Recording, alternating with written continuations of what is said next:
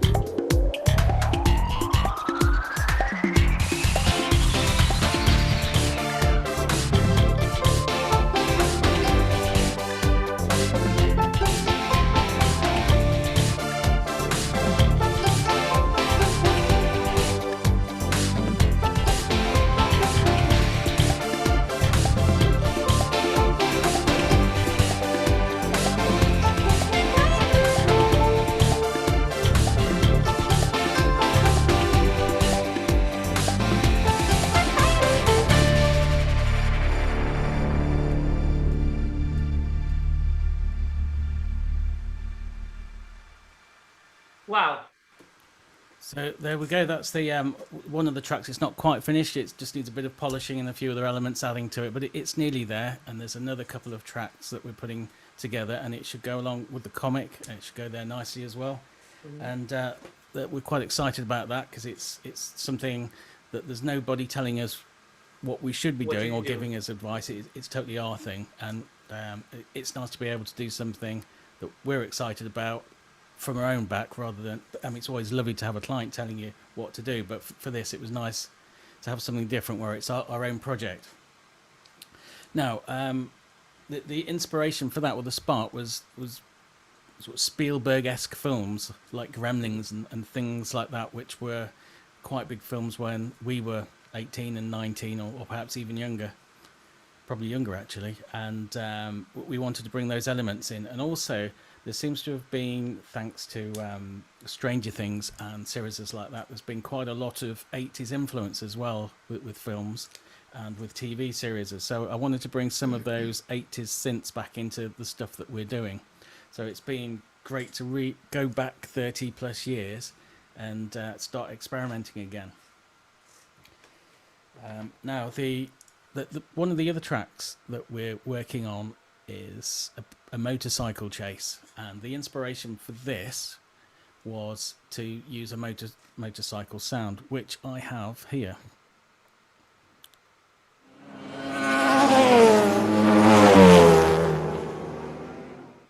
Now that's a bit too obvious on its own, so what I wanted to do was use that to modulate the sound of some of the synths I was using. So for this, hopefully if I can get this thing working, it's all going swimmingly, and it is. This is from Cherry Audio. It's not an expensive synth. It costs about $29, and it's a recreation of the Korg MS-20. Only this one, instead of being monophonic, it's actually polyphonic. And I've got this sound here now. I just need to take this off over here, and if that had all gone swimmingly, we'd be hearing this now. Okay.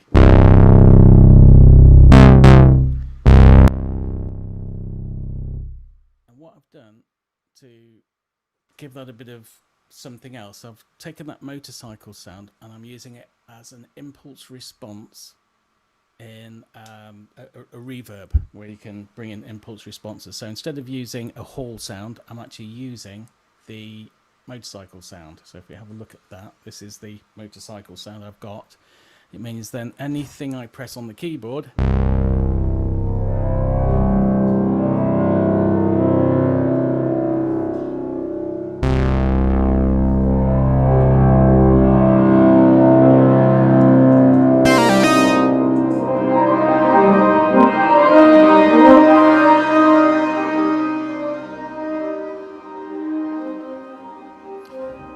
now taking on the character of the motorcycle sound. So then I can then take that sound, record it and put it over the keyboard and utilize it how I want.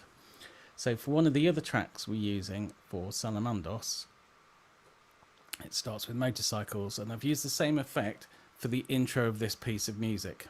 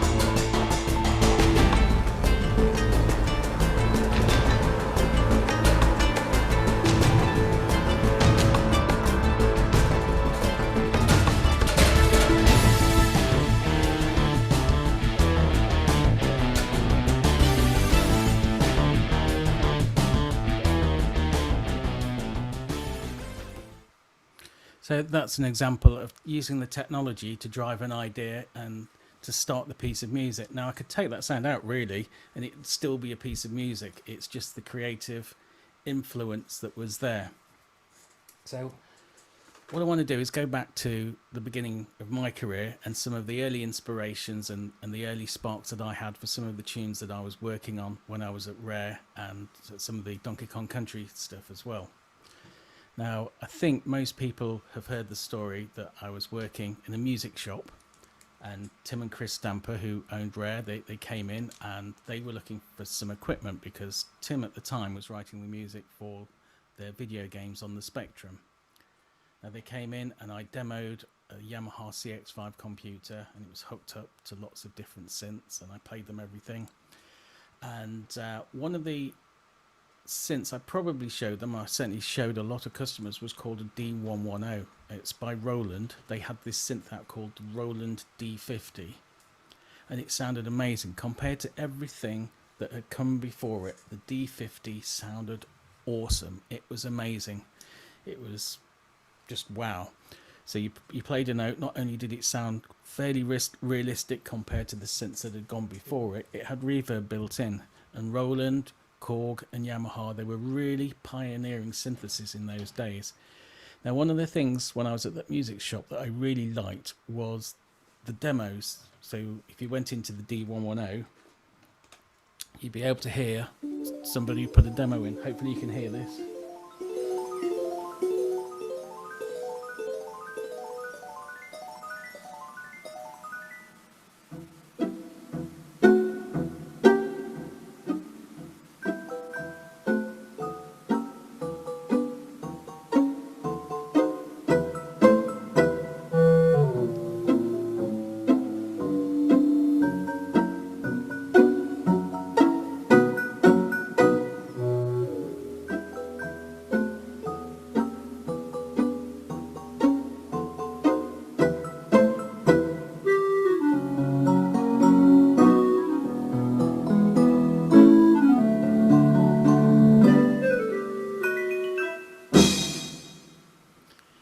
at the very impressionable age that I was, I thought that was just fantastic. That you'd got a synth and it had this demo. And I thought, what a cool job that must be, writing music for Japanese synthesizers. Little did I know when I demonstrated it that in the not too distant future, I'd be writing music for Japanese video games. So Tim and Chris, they came in and they brought lots of equipment and basically left with me a couple of weeks later to go and work for them, and that's how I got the job. So I was very pleased about that. So 2 seconds. So I've got my notes in front of me, so it's not completely lost on me. Okay, now talking about Sparks, one of the nice things about buying a new sound library is you get lots of sparks of creative stuff going on. So I'm going to come over here, and last week Native Instruments released one of their Spotlight series, and I'll try and show you what this looks like. Hopefully it's that one. There we go.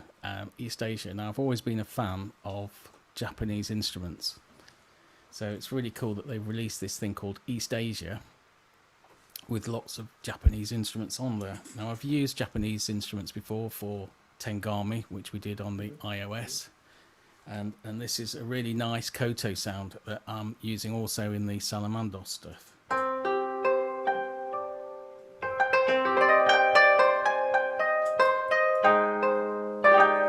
And again, this has lots of pre-programmed rhythms in and examples.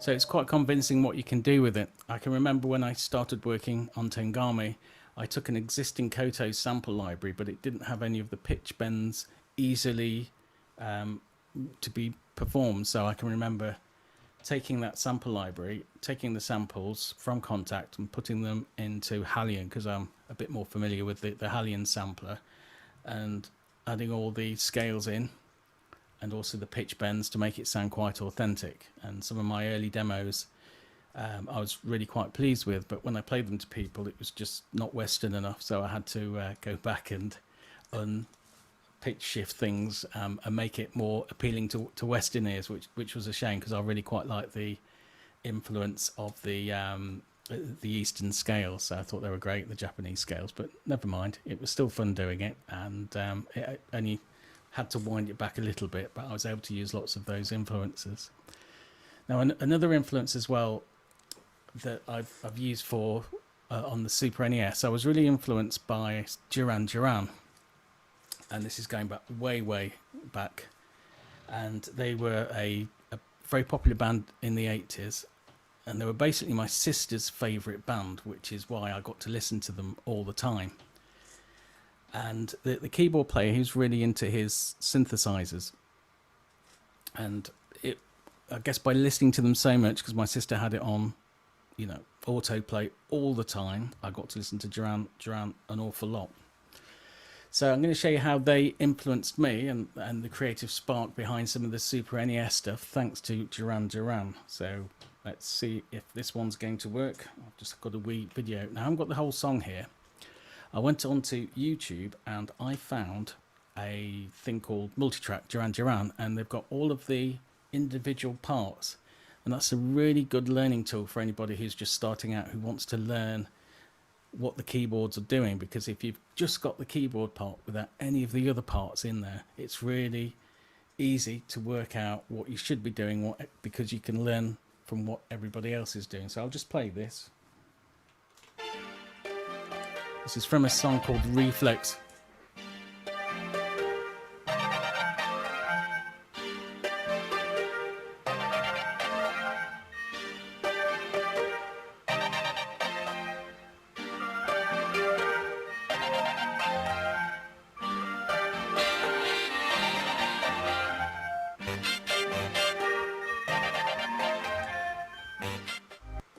Now, one of the things that those synthesizers are doing. There's some nice sounds, and there's also these gliding sounds as well, where they're using portamento, which should translate quite easily.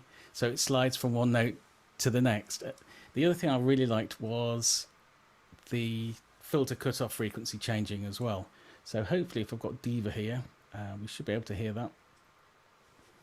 And this really is, I can't say enough good words about Diva. I'd had it for a year or two before I really kind of grasped what Diva was. And it's basically a modular synth, or a semi-modular synth, where you can get emulated components from a Moog or a Roland synth or a Korg synth, and basically combine them together. That's a bit loud, I'll just turn that down. So by modulating the cutoff frequency, if we can see here this cutoff thing, so if we've got a note here, let me just turn that.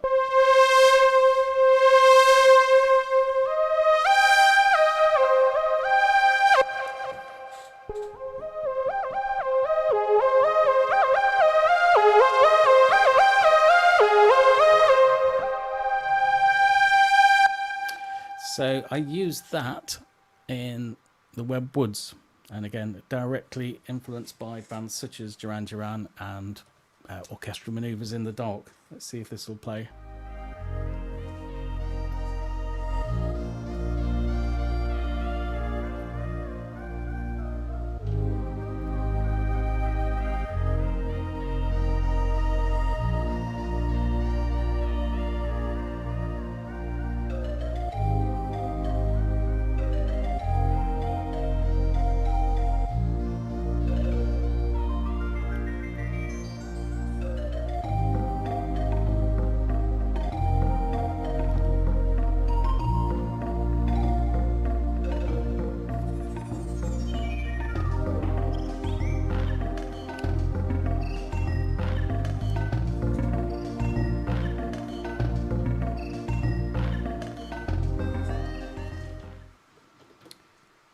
There we go. Now, I was really pleased from a technical point of view that I'd managed to get the portamento working on the Super NES, and also that I got all the filter cutoffs. Now, the Super NES doesn't come with portamento, at least it didn't with the software we were using, and it certainly didn't come with resonant filters that you could modulate. So I had to think about, with the limited amount of resources, how I was going to achieve that.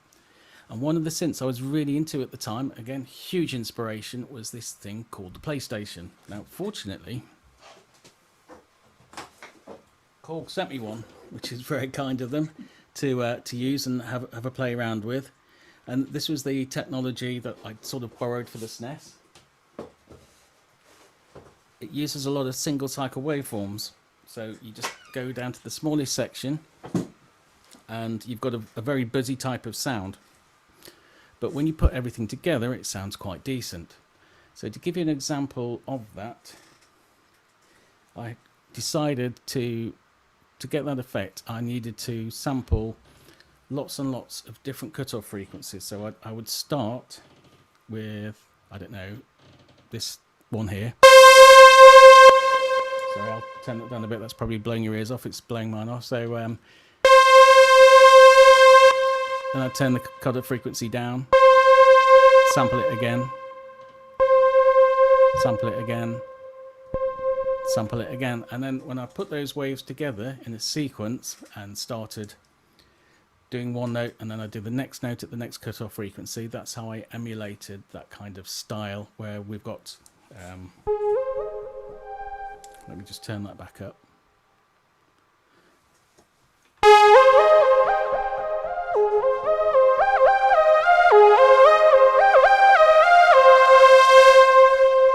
So that's how that was done. It was meticulous. It took a lot of time and a lot of focus to do that. But the other thing that was quite good about that is I used a lot of environmental sounds like birds. And again, I didn't have the memory to put lots of samples in for birds because it would have wiped out the memory instantly with just one bird chirp.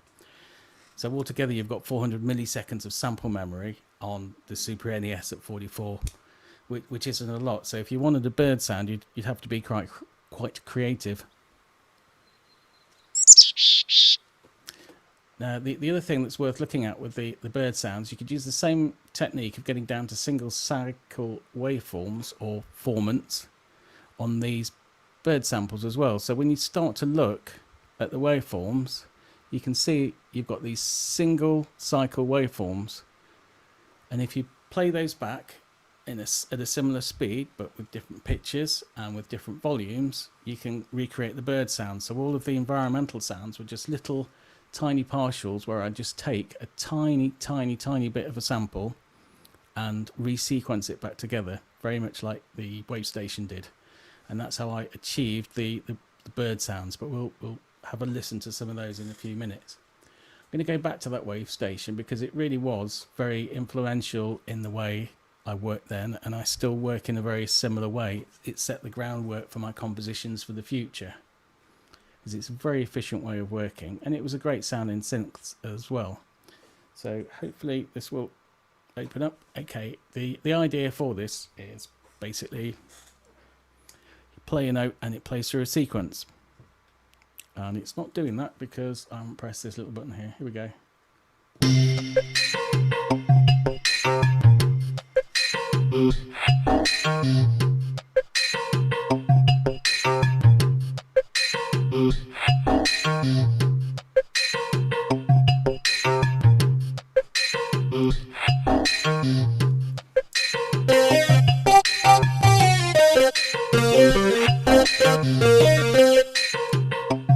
And you can see all of these are, this is a sample list, and it's just stepping through all of those, and this is how long they last, and that's how you get the effect.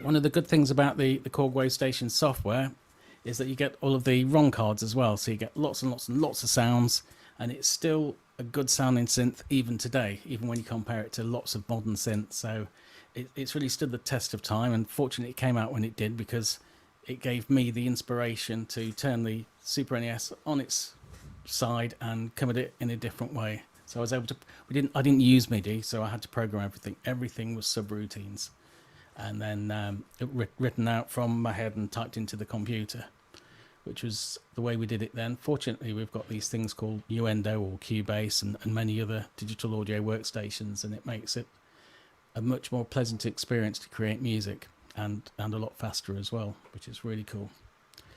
Now, did you compose directly on the Super NES, or did you have demos with actual instruments? No, there were no instruments really. I had a keyboard. If I needed it, I'd work ideas out on the keyboard. But I knew it so well. I knew that when I listened to a note, I knew which hex number it was and how long it would last. So I'd just hear something and I'd be able to type away. It got very intense. I mean, that's super nerdy. It's, it's not a good place to be. You have no bootlegs of your demos. Oh no, the demos or really what you hear on the cartridge, that was the demo really, and it was all created. There never was a higher or a better demo that it was taking, apart from the jungle theme for the first one, but everything else after that was composed directly into the hardware. So I take a sample, convert it to run on the hardware, and that was the sample I used. So that was a very efficient way of working, because I'd never felt disappointed after that I'd got this sample that I wanted to be really good. I'd just use the sounds that I could use, and I'd be as creative as I could with the sounds that I got. So that's how I worked. And to give you another example of that, somewhere, there we go. So I'll just show you the CR78. For the swamp, I've got the animal sounds, as I've just described, those little partials all played back together at different volumes and at different pitches, and I could do the same thing with drum sounds. Now, the drum machine I decided to use was the 808 and the CR78, both from Roland, and they use really basic waveforms. So I was able to take them down to single samples and re-synthesize them to emulate the CR78. And I'll just show you the context here. So this is the actual preset rhythm.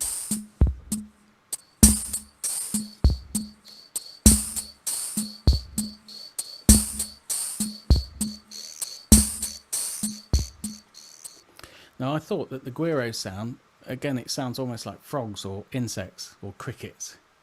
And that gave me the idea that I'd be able to use those little partials from the bird sounds to recreate something very similar, which is why on the swamp sound we've got this.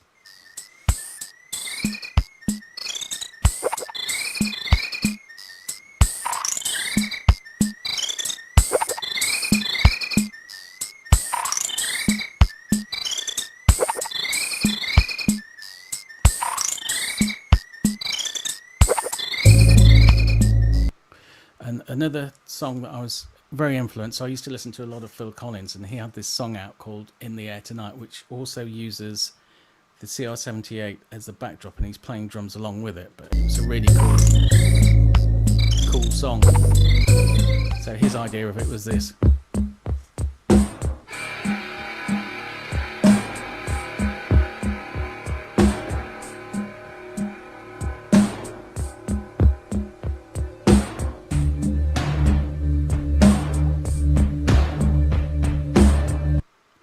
So sadly, I didn't have a CD player where I could do something quite as impressive. I had to make do with the tools that I had, which at that time was 64K of memory. So you just have to work with it. Oh, sorry, do beg your pardon. Right, I'm trying to... Okay, now, some of the songs that were influential or gave me the sparks of interest as well were quite cool. Now there's a song called Stickerbush Symphony as well, which you may have heard of. A famous one. So not sticker brush. No, I don't know what it is, to be honest. It's for me, it's the brambles really. Even then, it was just something else. I don't know what I called it, but it was never the sticker bush until it came out on the CD, and then somebody decided to call it sticker brush. But it was for water level. It was originally, yes. I anticipated, because the water level had been quite iconic in the first one, so I anticipated we'd need another water level. So I just wrote this without seeing the water level. Yeah. And then they said, we haven't got... Sorry. No, they said they hadn't got water. So I said, okay, so it just sat there on the shelf for months, basically, not used. I didn't think we were going to use it. And then one of the programmers, Brendan, he came in and said, you know what, we've got this level and we need a tune today. So I said, well, I've got this water tune. It might not fit. It probably still doesn't. But that's the tune that they went with. But it made a good juxtaposition, so it's a good contrast. It's very different from looking at water. You've got this very thorny thing and you can die easily, but it's probably quite calming because you do die a lot on that level. Yeah. And I once read a comment on YouTube because, you made the water level on DKC1. This should have been a water level, okay? Then on Snake Pass, you made a masterpiece for the water level. So the comment was, what's the sorcery between David Wise and water levels? It's because I'm born in March and my birth sign is Pisces. Oh, okay. So we're colleagues. Okay, we're colleagues.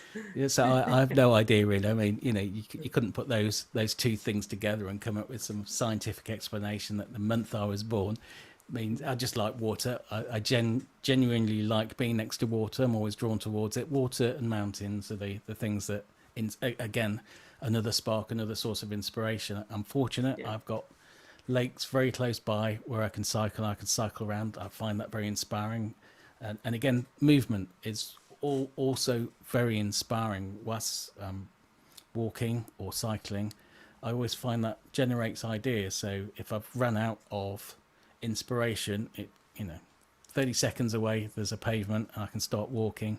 or if I go out on my bike, within minutes I'm next to water, and ideas seem to flow quite easily as soon as there's some water, or at least some scenery. Anything but cars, really.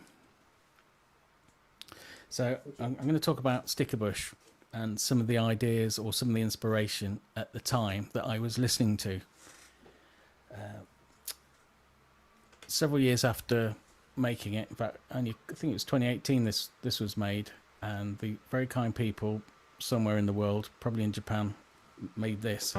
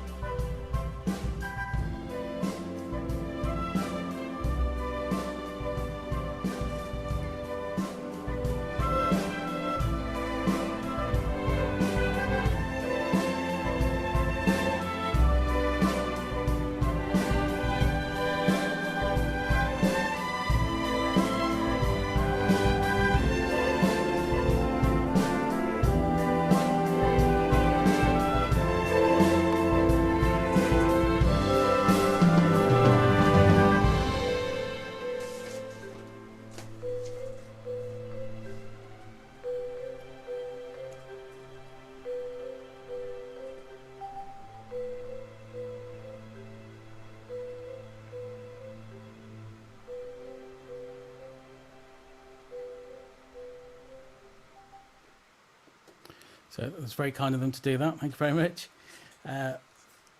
One of the reasons I use marimba is that I wanted to use piano, and I'd been influenced by Prince, of all people. Again, another band that my sister used to listen to lots and lots and lots was Prince. So I listened to endless Prince whilst we were at home when I was growing up, and that was a big influence. And one of the films that I really liked was Stickerbush Symphony. It was for Stickerbush Symphony that influenced me. Purple Rain. That's it. Sorry, brain's going. Now, Purple Rain, the actual track, it's a good track, but the thing that influenced me was he'd been at his father's house and he'd been showing him some of his stuff, and I thought he got this pattern, a repetitive pattern in the right hand, and he's playing chords on the left hand, and I thought that's a really cool thing to do, because you do when you're sort of learning to write songs and write music, and hopefully this will show you the idea. So he's playing a very similar thing in the right hand, and on his left hand he's got chords.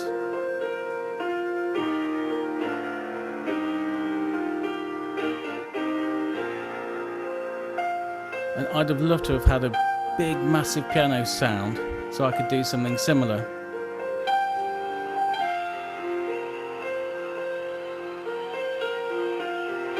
But with the memory that we had, there was not a chance that we could use it. So I thought, well, if you use the marimba, I can get away with just one sample, do something really quite simple and minimalistic to get the same kind of effect that you've got a pattern in the right hand, and I used a chord sound in the left hand to give the pad sound. And that's where the inspiration for that came from.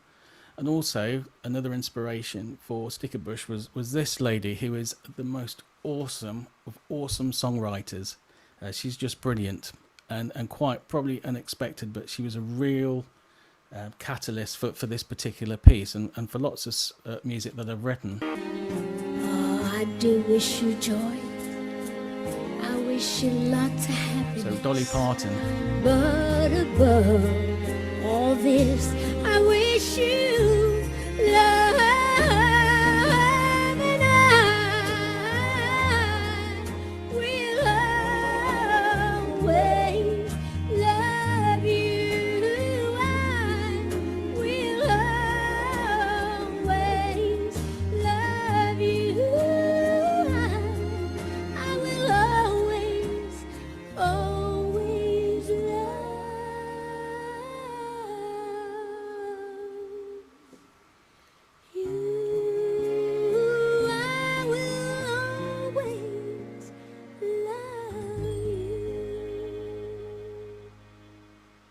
And it's a similar sort of thing where the guitar is playing the arpeggio or the simple pattern on the right hand, and they've got a nice kind of pad underneath it to hold it up. And it's the repetitive nature of the backing. Again, very similar chords to Purple Rain, but it's a kind of tried and tested way of writing music. The other source of inspiration for Stickerbush was I've used some filter cutoff sounds again. And these were directly influenced by Trevor Horn, who used to produce many bands, and Seal was one of his people that he worked with. And Seal, awesome artist, but it's the actual lift. He's used a guitar sound, and he's used a filter, and he's rhythmically modulated the filter. And that was an effect I wanted to use because it kind of lifts nicely. To me, it sounds quite like water. So I'll just show you. So that's where the idea came from for Stickerbush, and it was really a fusion of all of those different types of ideas that came in together. And really, composition is about a complete fusion of ideas and putting it all together. And so they really were my creative sparks for things like that. So I have a few other notes here as well. 2 seconds. So if you got any more questions there, Luca, whilst I'm just looking for the next. About Stickerbush, when trying to reproduce the track, I understood that what I really love about the track is the pad you used, the pad track, the pad. Oh yes. I mean the synthesizer, the carpet of synthesizers, because I reproduced the single tracks, but then I muted the chords with the synthesizers, and it didn't seem the same track to me. So I really love that track in Stickerbush. Yeah, all that is I don't know if I was clear in what I said. Yeah, absolutely. Okay, in the arrangement of all the tracks, bass and lead and pad and drums, the one I love the most is the pad track, the synth chords. Let me just see if I've got something similar here. Mm-hmm. I need like an analog pad. No. If that had a softer attack on it, it would be the same thing. That's two. There we go. It's just a Juno pad. It's just a Juno 106. Yeah. So again, I'm not just talking about the sound, but also the notes you decided to play. Yeah, that was completely random. Okay. You're too humble. Well, it was. I mean, the whole thing about Creative Sparks is that they give you an idea. Now, when I started, I was, I've been for piano lessons, and I was playing in a band, but I didn't really have any composition experience. So, especially then, I was still very much making it up as I went along, and I guess many composers probably still feel the same, that they're just making everything up as they go along. Because when I wake up in the morning, I haven't got a clue what I'm going to do. I just come and get on with it and make it up as I go along. And Stickerbush was no exception. I had an idea where I wanted to take it to begin with, but the whole process of getting there is quite a journey. And so for that pad sound, again, it's a Juno type sound.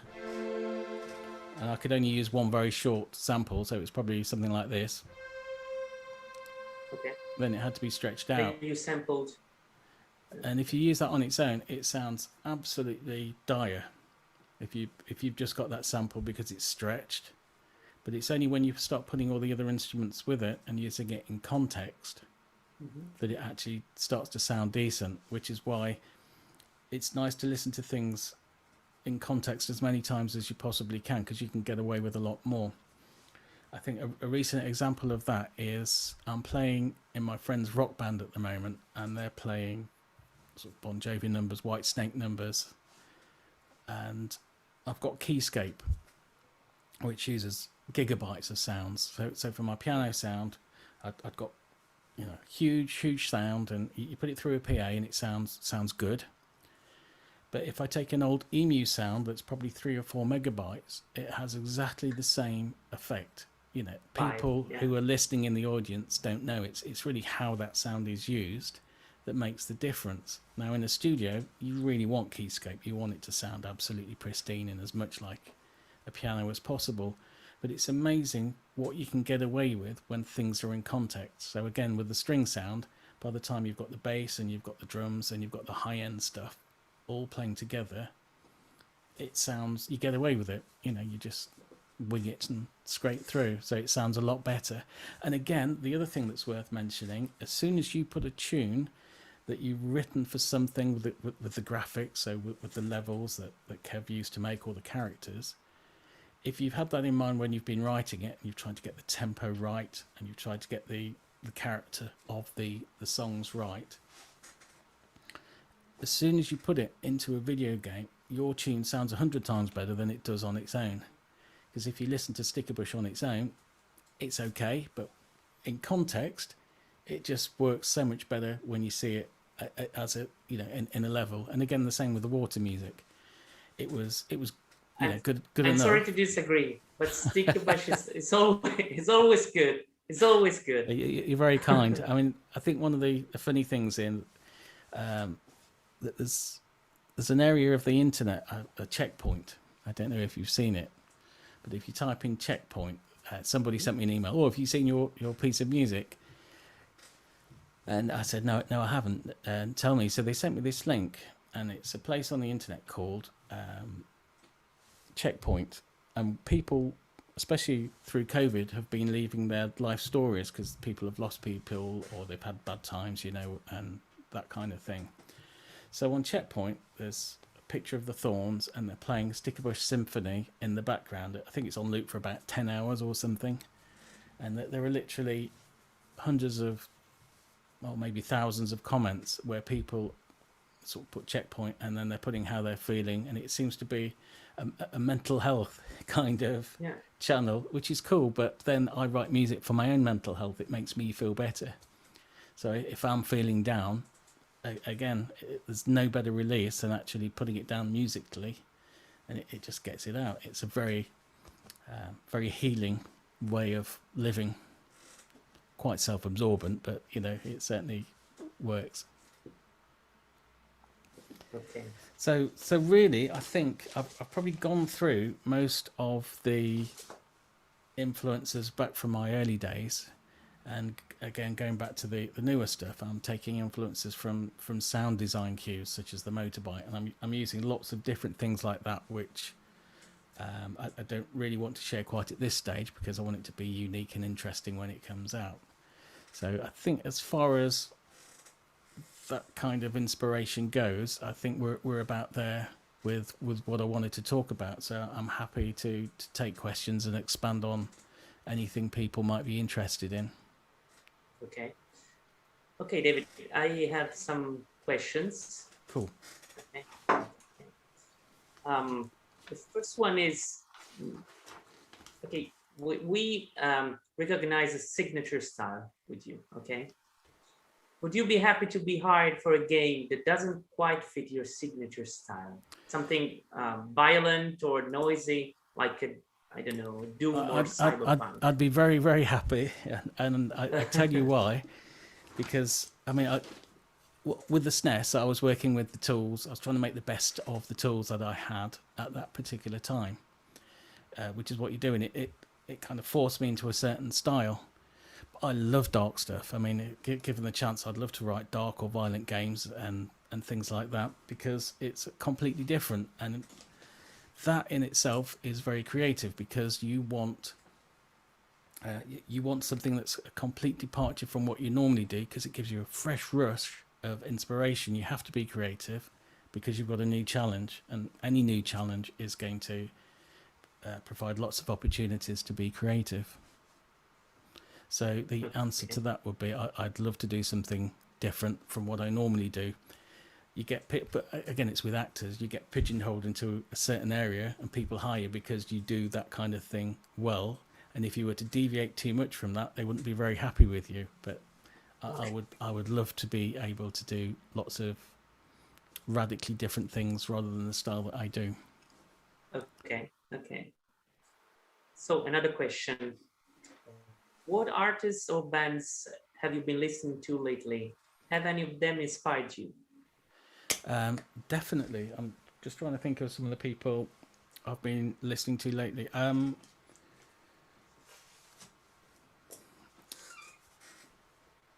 You have no time to listen to music.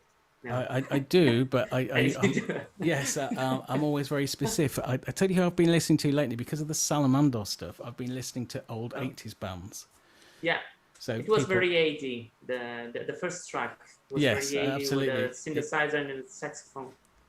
Yeah, it's completely meant to be 80s. I used to watch a series. It was set in Miami. Forgotten what it's called. Miami Vice. There we go. That's why it was set in Miami. And the composer was called Jan Hammer, and he used a lot of guitar that wasn't really guitar. It was just keyboards through a distortion pedal. And again, that's a very creative use of using a keyboard and emulating it to sound like something else, because it doesn't sound like the keyboard and it doesn't sound like guitar. It's kind of a new or a different type of sound. So Jan Hammer, he's been very, back then and now he's been very influential. And also Tangerine Dream. I've never heard Tangerine Dream before a few weeks ago. And they do some really interesting stuff with very old synthesizers. Yeah. And they're definitely worth checking out. I've listed loads of stuff. I watched a film. It's just released on Amazon, a war film where they go 30 years into the future and they come back to now to take people to go and fight because the human race is. It's called the Tomorrow War, and it's a bit of a sledgehammer score. It's a bit like a video game score, and it's by a really talented composer called Lorne Balfe. But the film has all the cliches that you need to make it work, but they do it really, really well. And the score, likewise, has got all the cliches that you would expect for that kind of film. But Lorne Balfe has just nailed it. He's done it really, really well, and it's definitely worth a listen because it's awesome. He's not just done an orchestral score; it's got all the over-the-top powerful elements in there as well. So, yeah, recommend that one.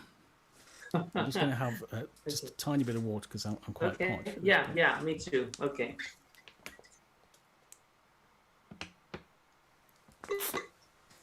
So as for bands, I'm rubbish at remembering bands' names. I listen to something and think, oh, that's great.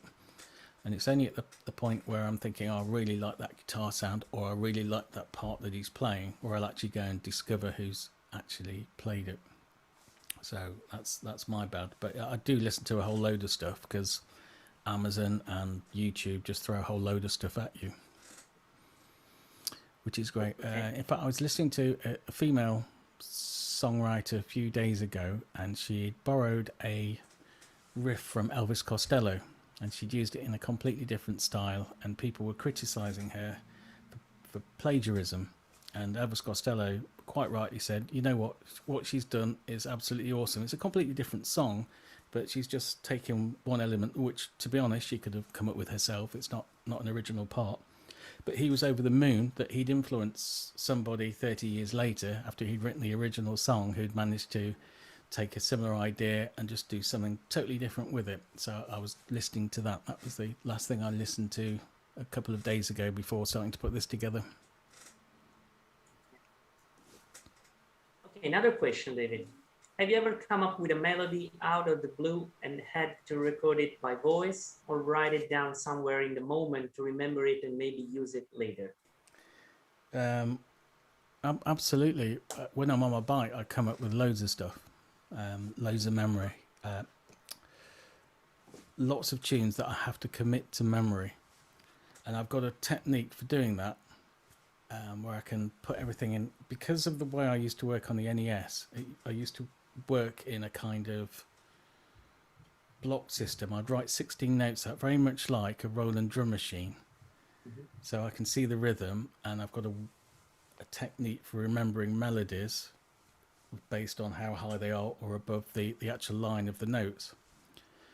and I've used that ever since. So if I'm out and I've got a melody that I really want to remember, I can visualize what the memory should be, and I can remember that. And then when I get home, I'll quickly write that down. But I do have on my iPad, on my iPhone, I've got the little memory recorder, so I'll jot things down. And another really good technique is if I'm not working on anything specific, or I'm not too busy, I'm normally very busy, but if there are a few days when you're not, I'll come down and I'll spend an hour just fleshing out a rough idea. So it's like a quick demo, and that's a really good way of getting ideas down. I've probably got hundreds of these that I've just never used, but I'll come down, I'll just spend an hour, get a quick demo down on however I'm feeling that morning. Another thing that I do, if I'm working on something and I can't quite work it out, or I'm lost which way it should go, I very often work it out whilst I'm asleep, and I'll wake up and with the idea done, dusted, ready to go. All I need to do is get down to my office and put it down as quickly as possible before I forget about it. Okay. So yeah, the answer to the question is often I come up with melodies and I have to remember them, and there are different techniques to do that. Yeah, because notes it's not in the instrument, it's in your head. Yeah, and I've also found that when things are in my head, I can hear the whole finished product. I can, the whole symphony, the brass section, the strings, and what they're doing, and how they're playing, and how the woodwinds are supporting everything. And that's all in my head. So that once you've got your idea, which can only be monophonic in your voice, you've, right. It's very hard. If I play something to somebody too soon, I can hear it, but they can't. They'll just hear what I'm working on, and very often they pull a face and go, "Oh dear, that's really not so good." But then when you play somebody the final thing from the idea that you started with, that it's easy to get. So another good idea is not to play people demos too soon. Wait until you've finished it, because you've only got one chance really to impress. Okay. So another one. If we see the list of games you composed for, we clearly see there's kind of compression. I mean, you composed for lots of games per year when you was employed at Rare, and more recently this number has decreased. Of course, this is related to you being a name in the industry now, but does this also reflect a different way of writing music then and now for video games? Oh yeah, completely. I mean, when I started, I'd be writing a whole score in a week, or maybe 3 weeks maximum. Okay. So each game, and there were only 4 notes. It was still intensive because it's very hard to write just for 4 notes, get it to sound convincing, and it all had to be typed in. But the idea was to get it done quickly and move as quickly as possible. So there were a lot of scores written in a week to 3 weeks, and you'd be doing that for 3 or 4 years, and that built the numbers up quite quickly. Now, however, it's completely different. We've got these things called digital audio workstations, and you can put an idea together, and if somebody likes that, they'll say, that's great, but now we need the variation where he goes underground. So you've got this tune, and you've got it sounding as good as you can, and it might take a week to get there, and then somebody says, well, we need this variation. So that's going to take a few days. So by the time you've got all the variations, especially if you're writing music that has to morph from one area to the next, it means you'll need lots of layers of possibilities of music. And that's why writing music takes a whole lot longer, because you have so many possibilities of where the music can go next, and you have to write for all eventualities. Yeah, and you have much more levels to write music for right now, because the media is bigger. Cartridge could contain just maybe, I don't know, some levels now. Yeah, it's not just writing a single track and giving it over. There'll be lots of things. The tracks will have to be longer now, that they're not just 1.5 minutes, thank you very much, that'll do. It's, you could be writing several minutes per cue, and you might have to write the variations per cue as well. So one song could take several months before it's finished with all of the variations, and that's just one part of a video game. So by the time you start adding lots of different tunes up and all of the variations that are required, it starts taking a lot of time. which is, Okay. you know, it's not like a film, because a film's obviously very linear. You start at the beginning of the queue and you know where it's going, and it's going to last about 1.5 to 2 hours. But I would imagine in modern games, especially some of the bigger Xbox games, that there must be hours and hours and hours of music that needs writing, chipping away at, and lots and lots of variations. So it's a bigger thing. It's a lot to weigh up and comprehend on your shoulders. Okay. So it's a much bigger undertaking these days.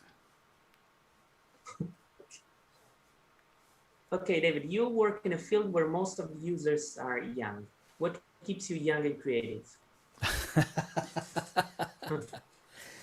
So, I mean, the thing is, when I first started, I can remember thinking, oh, I'll probably do this for 2 or 3 years, and then, you know, video games will have died off, and nobody will be making video games after 2 or 3 years. But it didn't work like that.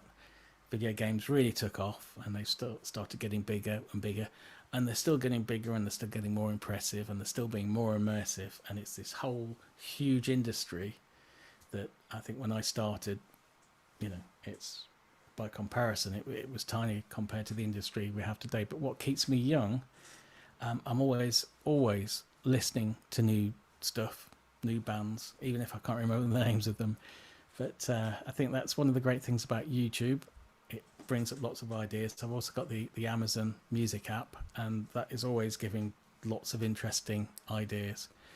The problem with that is that it gives you loads of ideas. You'll put it on whilst you're cooking or doing stuff, and you never get to see the names of the bands. Whereas when I was younger, you'd hear something on the radio, and you'd go out and buy the album and take note of the bands that you were listening to. These days, it's the opposite. We're fed so many different artists.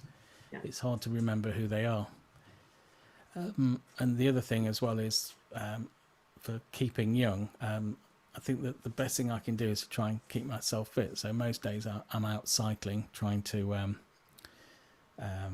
ward off the effects of time and aging and all of the things. And I think one of the reasons for that is there's still so much that I want to do. There's still so much music that I want to write, and I'll run out of time at some point, which will be very, very disappointing. Okay, another one. What's your relationship with video games? Has it changed through the years? Do you have any favorites, any project or sagas you would like to work on? Well, again, it goes back to the, you know, if I was given an opportunity to work on a different genre, I'd like to work on as many different genres as people would be very happy for me to work on. But how has it changed? It just keeps changing all the time, really, which is good. It's very interesting. I like a lot of the iPad games as well, because it's not a huge outlay to make the game. It means that you can be a lot more innovative and creative. Okay. What game would you like to be your number 100? Number 100? Yeah. I don't know. Probably a fishing game. That's because you like water. Probably. No, I don't like. I'm not really into fishing at all. I think I'll be asleep. I think we were at an E3 in Los Angeles years and years ago, 20 years ago, and we went into the basement of a shop, and they got this sea bass that sang a song, and that's had a lasting effect on me, just because it was so funny. They picked this plaque up, and it had this sea bass, and they pressed on, and suddenly it started singing down by the riverbank, and that was so funny. But what would be my 100th game that I work on? Who knows? No idea.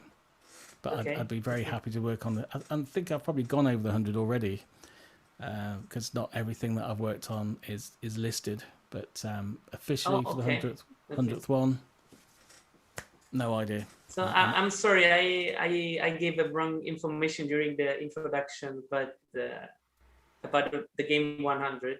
So you are over 100 right now. I think I'm probably over 100, especially with when you do a game and you do a Game Boy game, and you might do the advanced Game Boy, which would be slightly different. And there are so many variations. So I think technically I'm probably already over the 100, and I've worked on games that have probably not come out. But for the official 100, that will be quite different. So I'm open to suggestions. Okay. I remember I've read an interview, but I don't know if it's true or not. Okay. And you said you would like to compose for Zelda, maybe, or a Zelda game. A Zelda type game, yeah, I'd love to. I mean, I think the Dinosaur Planet is probably... Actually, you composed for Starfox Adventures. That's right, yes, absolutely. Yes. And that was at a time where we were morphing from Nintendo over to Microsoft during that period as well. Mm-hmm. So things went from, I think it ended up on 3 platforms. So I think we started on the N64, then it went to the GameCube, and eventually came, I'm not quite sure. Dinosaurs. Yeah. So it did take a lot of time. So when it was written on the N64, it was, because the N64 was a very good sound chip. It sounded very nice. It had a nice warm edge to it. But by the time it got to the GameCube, it was using a different system. It was a lot harder to use. It was a lot harder to program. So even though we had MIDI, it took a lot of setting up to actually get everything to work correctly and nicely. And we didn't have as much editing as we'd like to, because it was a black box system. It was written by somebody else, so we just had to work with those tools. It was quite a challenge, but not in a good way, and not really in the most rewarding way. Whereas the stuff that we did on the N64, you put it in, it would sound lovely. So it took a lot of work to transition from one system to the next, but we got it done eventually. But it took a long time. I remember it taking about 4.5 years to actually bring that particular product home, just because I think at that point games had started getting a lot bigger. So the budget had started getting a lot bigger, and people were very aware that they didn't want the game to fail because they've put a big investment in. And again, we have that in modern day games as well.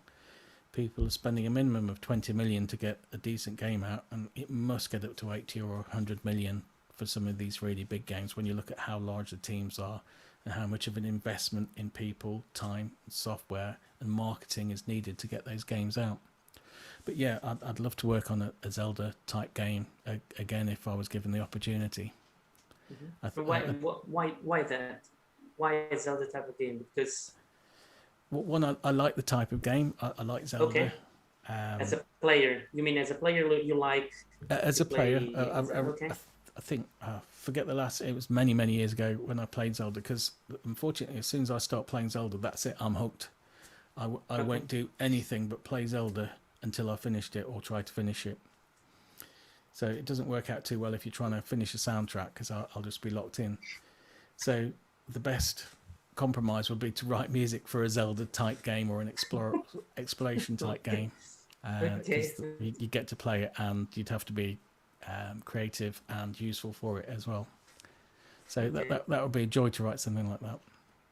So the only chance to listen to the final boss music is to compose it, because you never reach the final level. Well, my game playing skills, I love playing games, but I'm not the best games player in the world. Fortunately, my son, he's quite good, so when things get a bit too challenging and I need to reach the end of a level to see how it is, I get my son on board, and he's very good at finishing games, fortunately. Okay. What do your son thinks about your music? I think he's quite pleased in the video game, I mean, while playing the video game with your music. He'll just, it could be anybody who's written the music. Okay. He'll just play it as, as he finds it and as he hears it. So he's very happy to, as long as the music's good, whoever's written it, he's quite happy to play a game. Okay, another one. What's the hardest project you've worked on? And which one did you love working on the most and gave you the most satisfaction? Okay, so which game did I like working on most? Or which was the hardest? Okay, I repeat. What's the hardest project you've worked on? And another one, which one did you love working on the most? The hardest one and your beloved one project. Okay, the hardest one is probably going back to Dinosaur Planet, because of the transition from the N64 over to the GameCube. It was a lot of hard work, and we didn't always have an audio programmer because it's resources, and it took a lot of converting. It should have been a fairly simple thing, and especially when you've got something working on one system and you have to take it over to another system, it's really disheartening when you can't get it working on the new system that's meant to be more powerful and better. And if it's not at the time, you're going to need an audio program to help you with your tools. And we really had to fight our corner to get a decent music programmer for that particular game, because there were so many other jobs that needed doing for the graphics and so many other areas. And often the music is put on the back burner, really. It's the least important thing until you get to the end of the game, apparently. I don't think it is at all, but they ought to prioritise it more. But then you'll find at the end of the game there's this sudden rush when they actually need the music bringing up to the same level as the graphics and that kind of stuff. But resources, they're a shared resource. So it was very hard to try and work with the tools that we got to get it up to the level that we wanted it to be, and it took a lot of hard work to try and work those technical challenges out. So that was the hardest game. As the most fun, that would have been Diddy Kong Racing, which is obviously Mario Kart but with Diddy Kong, and you can fly and you can go on water as well, which is cool. So it was a bit like Wave Racer. And that was just a joy. It was 1 year, very intense, but great fun. You're going in the morning because you wanted to have a go on the game, and you'd want to hear your music with the actual components. So for that was definitely the most fun game that I'd ever written on. I suppose the second most fun was Tropical Freeze, because it was nice to return to the genre of the Donkey Kong Country games, and that was just fun because I could do all the things that I'd wanted to do with the music that I couldn't do because of the limitations. I was suddenly free to use real guitars and things like that. Brilliant. Okay. Can you please stop your screen sharing so we can see the yes, absolutely. Here we go. Okay. Stop share. There we go. Okay. You're bigger now. Yes, absolutely. Okay. I'm not so... I've grown. It's good food we've got here. Okay, so another one. Are you getting tired of questions? No, I like questions. It's good. Okay. When you're trying to do a talk, you're trying to anticipate what people will be interested in. So you've got to go down a certain path and hope people find it interesting. Whereas if you've got a question, people would probably like that answer. Hopefully I've got the right one. Okay, so this is about a Korean band. Have you ever heard of BTS? If so, what do you think about them? BTS, I have actually heard of them, and I do like K-pop music. And I have actually written some K-pop tracks that, although they haven't been released, there was a project that I was writing for that involved some K-pop music, which was really, really cool. Mm-hmm. So I've heard of BTS. I can't think of any specific song that they've done, but I've certainly used them as reference for some of the stuff that I was working on. I know that quite a lot of the stuff they do might be quite similar to existing songs. Okay. There's also an explanation for this question. Federica says, I'm asking because one of them also goes bike riding and walking in nature to get inspiration for composition, and another one of them is also Marsh Pitches and is a very prolific composer. So I'm guessing you'd get along. Like you have similar hobbies. Yeah, I'd imagine so. I think the other thing I like doing is cooking as well, as in creating food, and I imagine that a lot of creative people probably also enjoy. Yeah, like to create anything. Yeah. Yeah. And which sorry. Yeah, I was going to say. Sorry, I was going to say the other thing I like doing is I like doing art as well. I just don't get time to do it because I'm always busy doing music and sound design. But I do like creating pictures. I especially like vector pictures and that kind of stuff. That's something that really interests me, and I just don't get enough time to do that. Okay. And you have a favorite cuisine? At the moment, funnily enough, at the moment, I'm really into Korean cuisine. Okay. Funny that we've talked about BTS and Korean pop. There's a restaurant not far from me, and I think they're called Grounded Earth, and which is great. They do Korean type food, and also a friend of ours is also into Korean food, and he makes his own kimchi, which is, you know, that's quite a thing to make, especially for in the UK. And before that, I'd been reading the Wagamama's book, and I was really into Asian cuisine. So to start doing the Korean stuff, and it's really great food. It's really healthy as well. So if you want to carry on riding your bike and walking and visiting water and trying to keep as young as possible, the Korean food is actually really quite a nice diet. So I'm really into the Korean stuff at the moment, and it's great to explore that cuisine. It's like a whole new world again. Okay. And Federica adds, they also enjoy cooking, painting, and video games. So it seems like we've found a thread. Yes, among absolutely. Composers and musicians. They Absolutely. also like cooking and biking. Cool. So Yeah. so is that Buffardo? Is that Federica Buffardo? Federica, okay. yeah. Cool. Nice one. So are we connected on social media? Oh, okay. Okay. So, and she says, quite unexpected, but nice to know.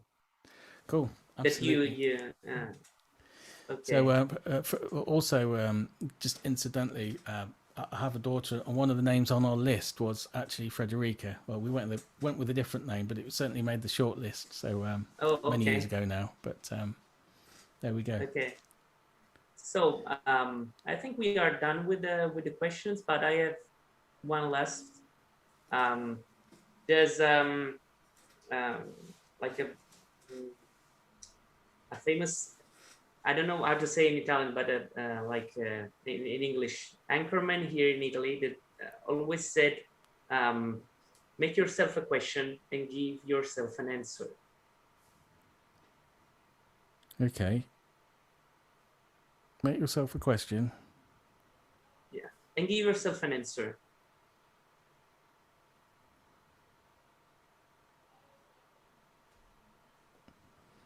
Okay.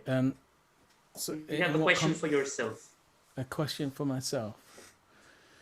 I suppose the next question I'd probably ask myself is, what musically, or what, not even musically, what would I like to learn next? So for me, I've got a program called DaVinci Resolve, which is a video editing program, and I've been learning that. And there's a few good tutorials on YouTube, and so I want to learn it in more detail. And so the answer is, well, I've just got to get on with it. But again, it's finding time to do that. But I really do enjoy video editing as well, and I'm taking one section and putting it together. Obviously, the videos today have been very crude, but they had to be done very quickly because, again, with technology, it doesn't always work the way you want. I'd got these videos and they'd been created a few days ago, but when I rendered them out, the audio only worked on a few of them, and I couldn't work out for the life of me why the audio wasn't working. So in the end, I had to use it as a linear PCM rather than the embedded AAC file for the audio.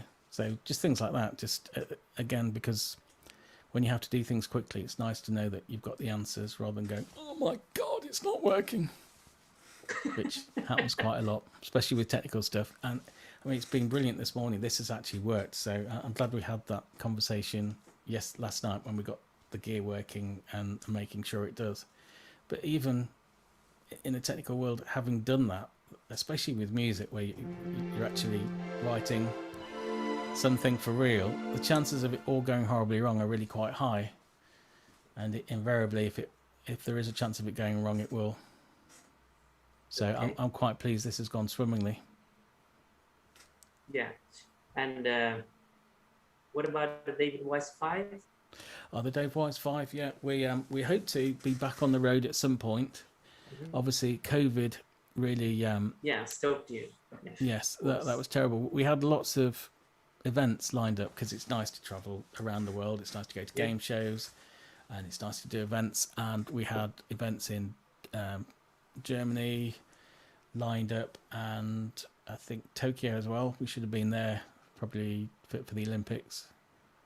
And I think Chile as well. That was another one. But there were quite a few. So it all went horribly wrong when COVID hit because we couldn't travel anymore. And so one day, I mean, we're still in the midst of a pandemic. How bad is it in Italy still? Okay, right now it's not that bad. Yeah. It's not that bad because the vaccination is going on, and but who knows? Okay, who knows? Exactly. What the future holds after the summer. So I don't know. I'm not a doctor, so I cannot say anything right now. Yeah, exactly. So until we can travel quite safely, knowing that we're not going to expire if we catch something terrible, I think we're just going to have to wait until the rest of the world really starts to open up before we can start traveling again and doing music shows and that kind of stuff, which is a shame, but staying alive is better than not traveling. Okay. So I said it was the last question, but question are no, just live, it's fine. Happy to answer. It was a lie. Okay. It was a lie. Okay. This is I think it's delicate question, and we do not want to break any NDA, so you can say no comment. Okay. But are you working right now on something? I'm always working on something, but when we work on things, we sign a non-disclosure agreement, an NDA. And it'd be silly to actually say what you were working on. So I've got 3 projects that I'm working on at the moment, but I can't say okay. what they are. It's not going to happen. Okay. Okay, another one. You have some besides video game, okay? You have favorite composers? Yes, I do. I think again, looking back at Donkey Kong Country 2, I was really into the Russian composers, and I think Russian composers just had there was a certain swathe of them. There was Tchaikovsky, Musagori, and there's another one who I listened to a whole lot as well. Prokofiev, yeah, absolutely. And just amazing composers. They were really prolific, and really that they wrote very romantic music as well. And again, the Sugar Plum Fairy comes from that kind of camp as well. And they're just amazing where they use the orchestra as well, the textures that they got and the way they wrote. So it's not just good tunes, it's a really good use of the orchestra and how they use the instruments. And so yeah, I think as far as favourite composers go, definitely Russian composers from that classical period get my vote, and I still listen to them regularly. Yeah. Okay. I've read an interview where you define the period in which you composed Donkey Kong Country 2 as your Paris experimental period. Yeah, well, it's my sister at the time was living in France, so I used to go to Paris only a couple of times, but and I also was going on holiday as well. In France, we used to go down to the East Coast, which was forgotten the name of the place, but yeah, French coast resort. Yeah. And so I spent at that point quite a lot of time in France. So that was a very influential time just from being there, and things like having a coffee on the corner and you've got French artists playing across the street. They might be playing an accordion or something, or a violin, and different types of instruments. I found that really interesting. Interesting is the wrong word there. Influential. It was just nice to see people playing real music just spontaneously on street corners, busking and that kind of stuff. And so that's why I call it the Parisian thing, just because I'd spent some time in Paris at that time. Okay. It's funny because yesterday we met David Fox from LucasArts. Yes. And he said that traveling is one of the most inspiring things for brainstorming. And now you're saying that going to Paris opened your mind to new sounds, and so traveling is really a need for musicians, for composers. I think to gather ideas and yeah, I think whatever, whether it's creative or whether it's technical, to actually travel I mean, it's a lovely thing to do. I feel very privileged to have traveled to all of the places that I've managed to travel to. But when you're there, you just can't help but soak up the culture and the atmosphere, and it does have a very big impact on the type of music that you're going to write and the stuff that you're doing, and it really does drive you to do better. And without being a force on you, you just naturally get inspired by the places that you're visiting. So yeah, again, I've been very lucky to travel to America and South America and see lots and lots of different places around the world. Obviously Europe, it's just on our doorstep. I've spent a lot of time there. So I can't wait to start traveling again, because I find it certainly feeds the brain. Okay. Okay, we'll talk about your what do you think about music, but what's your relationship with sound? Sound. In fact, that do you stop and listen to sounds in the street or in nature?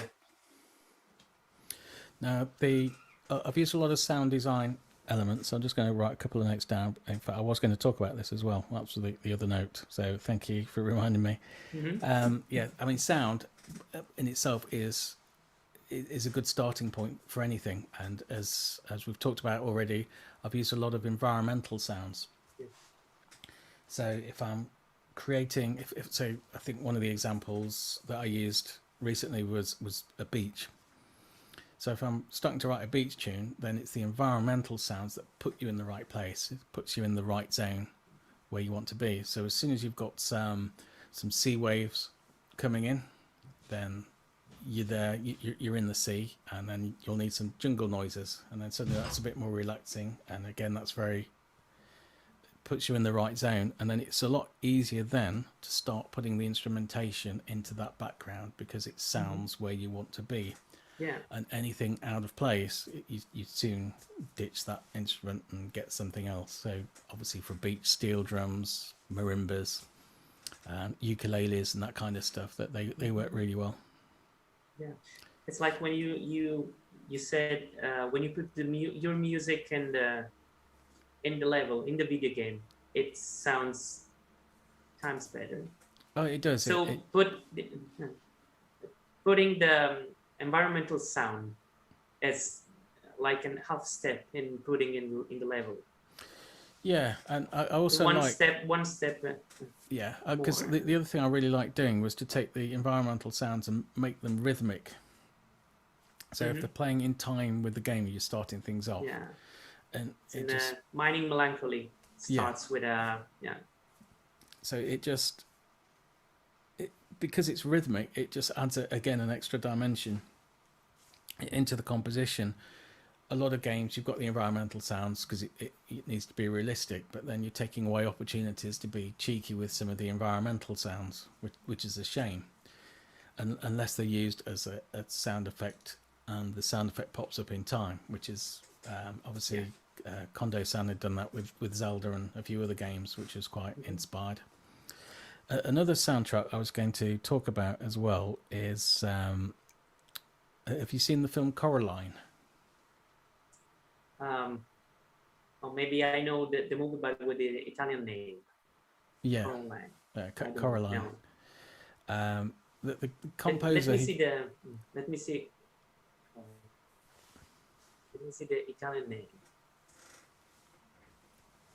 I think it's a Richard Burton film. I think I'm not sure. Could be wrong. Motion.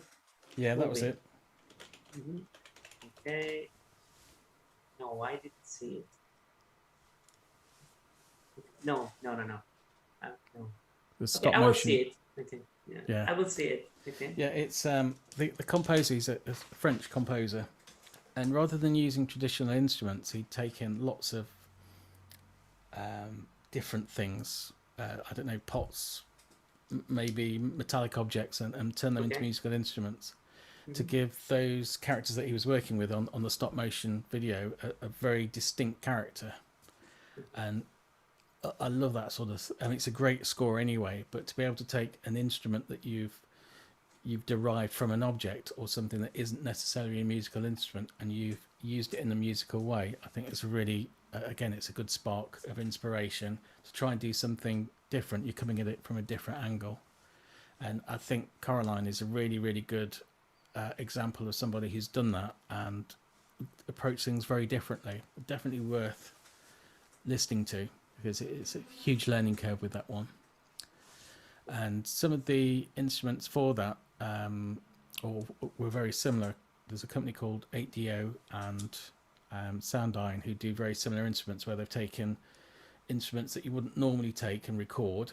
They're a bit left of field. So I think in Snake Pass that I did for Sumo Digital, a lot of that was based on bamboo, and Soundyne have a lot of instruments that are made out of bamboo. So whether it's a marimba that's made out of bamboo, or whether it's a shaker, or lots of other things, or things that are just played with bamboo, it's a lot of different textures, and that instantly makes you approach the composition in a completely different way, and it puts you into the right area as well, because it's matching what you're seeing on screen. So it's really a fusion then of sound design and music that come together, and I like that fusion of having both elements in there to do the composition with it. It's much more interesting than doing just a music score and then doing sound design separately.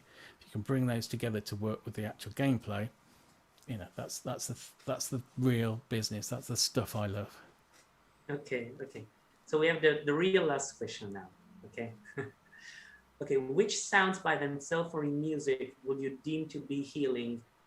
Have you ever used any in your composition with that purpose?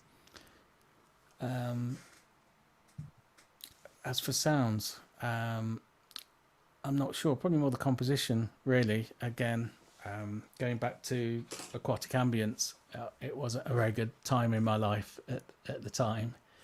And so just it took a long time to compose, because I was trying to work out how to get the best out of the Super NES in the way I wanted. So I'd had this idea, and then I started creating something.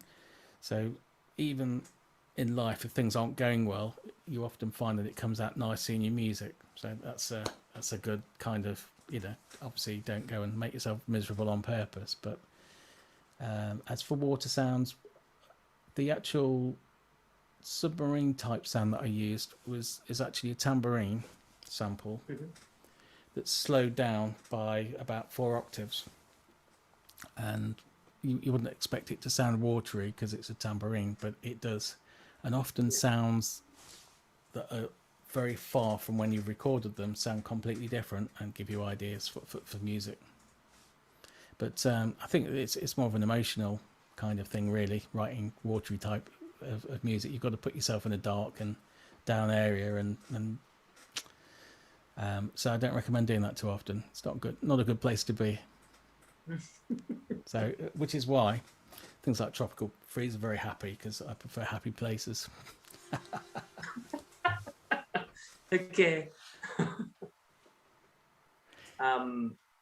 So we have one here. How long does it take you to compose a piece of music? Well, that's I don't know, that's how long is a piece of string, really? But just going back to aquatic ambience, I was trying to work out how to get the wave station type sounds, the wave sequencing working on the Super NES, and that took a lot of mental stuff. And that took 5 weeks, which is probably the longest I've ever spent working on a single piece. But I was just trying to get something to work. And sometimes you've had the luxury of doing that because it was over the Christmas break. And I went in every day and went through things where there was no pressure. I could try different ideas out. Now, that's a real luxury because most of the time people want something, yesterday. Yeah. And Yes. and you've got a real pressure to deliver, whereas at that particular time I had this idea of what I wanted to do and had lots of time over the Christmas holiday because I was young and I didn't have any commitments at that point, so I could spend a lot of time working on something. And it might not have worked. I didn't know whether it was going to work out or whether people would like it or it was too different, but I wanted to try this idea that I had, and that's why it took 5 weeks. But on the whole, I'll probably get 2 minutes of music written in a week where I've had time to think about things and try ideas and really start researching. The first thing I'll do when I'm doing it is get some ideas down. So I'll write some demos down, then I'll see what other people have done who've had a similar type of thing.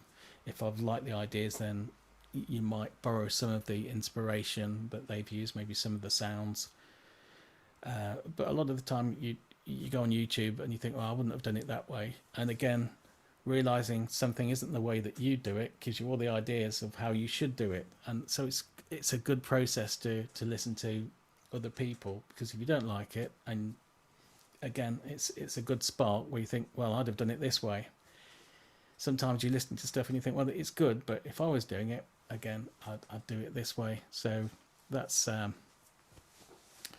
so probably 2 minutes a week is a nice place to be. I can ramp it up, but I'm not sure the quality. If you get more done, is the quality any better? I'm not sure. I'd rather keep with a certain quality, even if it takes a slight bit longer, because at the end of the day, it's going to be on the internet and you're going to be listening to it for a long time, and so is everybody else. So if you've rushed a piece of music, you're going to know about it. Okay. I have one curiosity. Okay. Do you compose, mix, and master track? Yes. Song per song, or you compose all the soundtrack, then mix everything, and then master everything? I master at the end when I know it's all done, but the mixing is probably done at the same time as I'm writing a piece of music. Per song. So yeah, definitely per song. I mean, at the end of the composition phase, arrangement phase. Yeah, I'm probably mixing all the time as I go. It's okay. The reason for that, I see. I don't know. I see mixing as a fruit bowl. So if you can imagine a fruit bowl with a lot of fruit in, and a very small thin stand at the bottom. Everything, just briefly. Everything that's got bass needs to be in the middle, supporting the fruit bowl.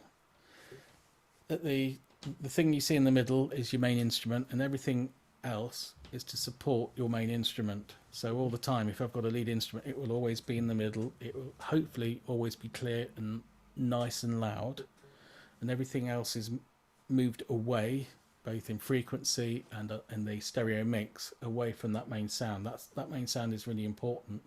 Everything is there to enhance it. So whilst I'm writing, I'm always thinking of the mix whilst I'm writing. So the two are really interlinked, and it's not a case of writing a piece of music and then mixing it. You might find that when you've written a piece of music and you listen to it a few weeks later, you realise that it needs remixing, but that's the only time that I would remix. And then the mastering is probably done at the end of a project, really. If I've got 10 songs that need matching in some way, that's probably the best time to do that. And does video game music has some threshold for mastering? Like we read on YouTube, streaming music as like a -5 decibels threshold. for volume. Yeah, I mean, with video game music has a similar thing. It's a lot lower average RMS, and there are strict guidelines from both Nintendo and from Nintendo, Sony, and Microsoft as to how loud your average signal should be, which is good because you don't want it blasting people's ears off. And the more it needs to be loud enough to enjoy it, but it doesn't want to be so loud that it's just crashing you over the head. And it's important because there are some war games that are a bit like that, and you can't enjoy them because the soundtrack and the sound effects are just too much. And if everything's too loud, you don't have any definition. You can't hear the sound effects. You can't hear the intricacies of the music, and it's all lost a bit. So it's nice to just drop that level down and have a bit of dynamic range to work and play with. So that's a good lesson out there for anybody who's writing very loud music. It doesn't need to be that loud. Yeah, you're against loudness war. So I'm against loudness war. Yeah, totally. I don't think it helps anybody. I mean, it's nice to have a certain level because when we hear loud music, our ears compress the music anyway, and it's nice to use an overall compressor on a mix to give that feeling. But when things are done too much, you can't hear the frequencies and you can't hear the dynamics, and it becomes a waste of time writing a piece of music at that point because it's just noise. It's just too much. Yeah. Okay. And considering how much time composers and sound designers spend putting those assets in, it's a shame when it is too loud because you can't hear all the good work that they've done. All that creative thing just gets ruined because it's too loud. Yeah. So okay. Don't make it too loud. Okay, David. I think we are done for real. Okay. Cool. And we really thank you for your time and for this insight in your creative sparks, in your process. Okay. Yeah, it was an honor for me to host this meeting. So thank you for accepting and for joining us. Well, thank you very much. And some of the reason for wanting to talk about the inspiration and the creative sparks is because when I was starting out, when I was learning, it would have been really useful to know what had inspired other people, or where they got their inspiration from. Was it films? Was it other things? Had they been to college? But when we started at Rare, there really was no bigger industry, as in there's all of these things outside of the main industry now that help people. So there are colleges, and you can go to college, you can learn about things. There are many people you can ask, but there wasn't really an internet when we started out. I didn't know of anybody else writing music for video games, and so we didn't have the luxury of asking people who knew.